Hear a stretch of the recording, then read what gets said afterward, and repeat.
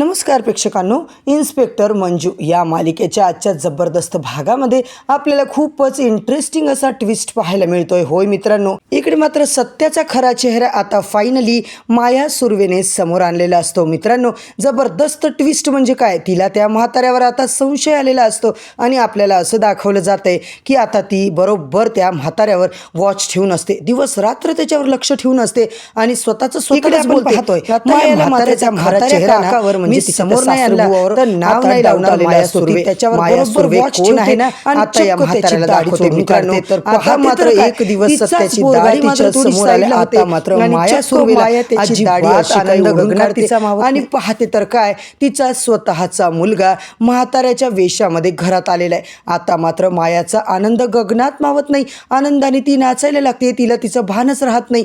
आता मात्र सत्या जिवंत आहे, माझं पोरगं जिवंत आहे, आता तिला काय करू काय नाही असं होतं. माझा सत्य आला, माझा सत्य आला. माया पॅलेसमध्ये माया अक्षरशः वेड्यासारखी ओरडत असते.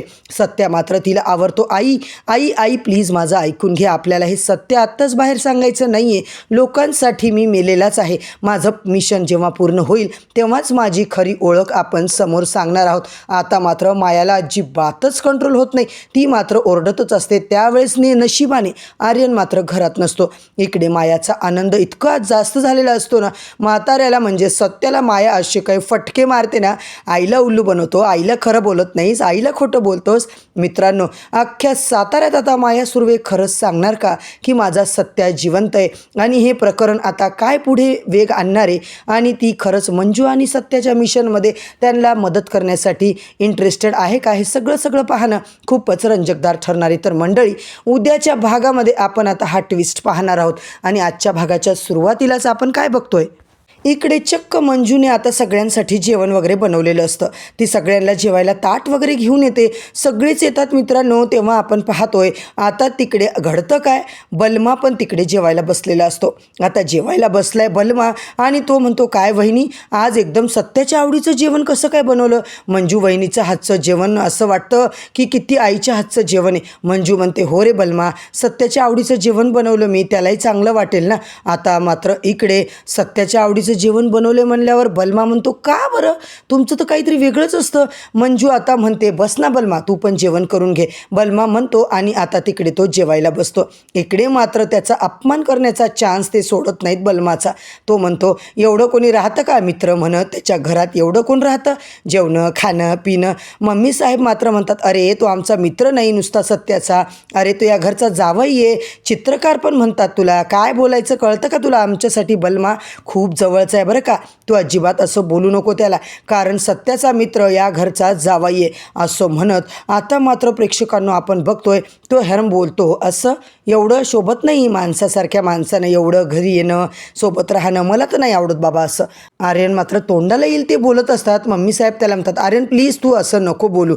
तो म्हणतो, हे बघा काय खरं आहे ना, मी तेच बोललो, याच्यात काय खोटं आहे सांगा बरं तुम्ही. आता आर्यन असं म्हटल्याच्या नंतर आर्यन परत तेच म्हणतो, खरं तेच बोलतोय ना मी. दुसरीकडे मात्र आपण बघतोय तर काय, बाबा जे आहेत ते काका म्हणजे म्हातारा जेवायला येतात, तिकडे बसतात. काय चाललंय तुमचं, काय गडबड चालली, काय रे एवढा अपमान करायला तुला बरोबर वाटतं का, या घरचा जावई येतो, आमचा नाच जावई आहे आणि तू त्यांचा अपमान करतोयस, तुला कोणी अधिकार दिला, आता तुझं तूच बघ ना, आमच्या घरातून फोकट्या इथे राहतोयस, अगोदर तू इथून निघ, मगच आमच्या लोकांना बोल, इथे आमच्या पाहुण्याचा अपमान करतोय, निघाला मोठा पचपच बोलायला. सत्या मात्र मित्रांनो एकही चान्स सोडत नाही त्या आर्यनचा अपमान करायचा. इकडे मात्र तू खाली बसला पाहिजे जेवायला, पण सोफ्यावर नाही, तुझी लायकीच नाही आहे, चल उठ इथून, आमच्या घरात येऊन आमच्याच पाहुण्यांचा अपमान करतोय मूर्ख कुठला. सत्याचा बोलतो आणि चक्क आर्यनला खालीच बसवतो. आता मात्र बलमाचा जो अपमान झाला आहे तो सत्याला अजिबात सहन होत नाही, आपल्या मित्राचा अपमान झाला आहे. आता सत्या म्हणतो, हे बघ तू जेवायला सोफ्यावर बसायचं, पण लायकी नाही हां तुझी, तू खाली बस जेवायला असं म्हणतो आणि लगेच सगळे बघायला लागतात. मम्मी म्हणतात, अरे तुम्हाला माहिती आहे का ते कोण आहे, एका मंत्र्याचा मुलगा आहे तो आर्यन. ते काका बोलतात, मंत्र्याचा असेल नाही तर संत्र्याचा असेल, कोणाचा का असे ना, मला काय घेणं देणं नाही आहे, कोणीही असो तो त्याच्याशी. हे बघा सगळे नियम सगळ्यांसाठी सारखे आहेत, राज्यपाल आला आणि राज्याचा अध्यक्ष आला तरी कोणी मला येऊन समजून सांगणार नाही, आपल्या घरातले नियम सगळ्यांसाठी समान आहेत. त्यांनी का अपमान केला आहे माझ्या घरच्या पाहुण्याचा, मम्मी साहेब म्हणतात अहो काय आहे काय झालं. तेव्हा मम्मी साहेबांना ते काका बोलतात तुम्ही आता उठा बशा मारा बरं, तुम्हाला इथे लईच पुळका आलाय ना त्या आर्यनचा, चला उठा बशा काढा तुम्ही. लगेच मम्मी गपचूप खाली बसते. आता मात्र मित्रांनो आर्यनलाच तो उठा बशा काढायला लावतो आणि म्हणतात हे घे प्लेट आणि खाली जमिनीवर बस, असशील तू आता इकडे मंत्र्याचा मुलगा. आर्यन मात्र घाबरूनच जातो आणि इकडे खाली प्लेट घेऊन बसतो. मंजू मात्र सगळ्यांना आता वाढते. काका जे असतात ना खातात, वाव पोरी काय मस्त बनवलं गं, तुझ्या हाताला फार चव आहे बघ, काय चवदार जेवण बनवले तू, ज्या घरात जाशील ना त्या घराचं सोनं करशील, अन्नपूर्णा प्रसन्न आहे तुला. हे बघ आपला आता सत्या तर निघून गेलाय, त्याचं दुःख सगळ्यांना आहे, पण आता ही सुनबाई आहे ना ती आयुष्यभर अशी कशी राहू शकते. हा आता तिच्याकडे नोकरी आहे, सगळं चांगलं आहे, शिकली सवरलेली आहे, नवऱ्याशिवाय कशी एखादी बाई राहू शकत नाही ना, आपण सुनबाईचं आता दुसरं लग्न लावून देऊ असं आता सत्या म्हणतो. मंजू मोठ्याने ओरडते सत्या. सगळे आता तिच्याकडं शॉकिंग नजरेने बघतात. तेव्हा एकदम ती म्हणते काय कुठे सत्या. मंजू म्हणते हे बघा मी सत्याशिवाय जगू शकत नाही, दुसऱ्याशी मी लग्न करू शकत नाही. आता मात्र तो काका म्हणजे आपला सत्या मनातल्या मनात असा हसतो, सुनबाई बसा खाली, एवढं पॅनिक करायची काही गरज नाही आहे तुम्हाला. मंजू मनातल्या मनात म्हणते सत्या तू रूममध्ये दाखवते तुला आता काय आता मी आहे काय नाही, एवढ्यांसमोर नाटकं करतोयस का. आता मात्र लगेच मम्मी साहेबांना आता चांगला एखादा नवरदेव बघायला ते सांगतात.